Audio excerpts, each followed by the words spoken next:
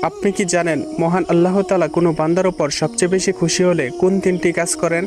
একদিন মুসা আলাইহিস সালাম আল্লাহ তাআলাকে জিজ্ঞাসা করলেন, হে আমার রব, আপনি যখন কোনো বান্দার উপর সবচেয়ে বেশি খুশি হন তখন আপনি কি করেন? তখন আল্লাহ তাআলা বললেন, তখন আমি তাদের উপর বৃষ্টি বর্ষণ করি। তখন মুসা আলাইহিস সালাম পুনরায় জিজ্ঞাসা করলেন, হে আমার রব, আপনি যখন এর থেকে বেশি খুশি হন তখন আপনি কি করেন? তখন আল্লাহ তাআলা বললেন, আমি যখন আমার বান্দার উপর এর থেকে বেশি খুশি হই তখন আমি তাদের বাড়িতে মেহমান পাঠিয়ে দেই। তখন মুসা আলাইহিস সালাম বললেন, আপনি যখন কোনো বান্দার উপর সবচেয়ে বেশি খুশি হন তখন আপনি কি করেন? তখন আল্লাহ তাআলা বললেন, আমি যখন আমার বান্দার উপর সবচেয়ে বেশি খুশি হই তখন আমি তাকে কন্যা সন্তান দান করি।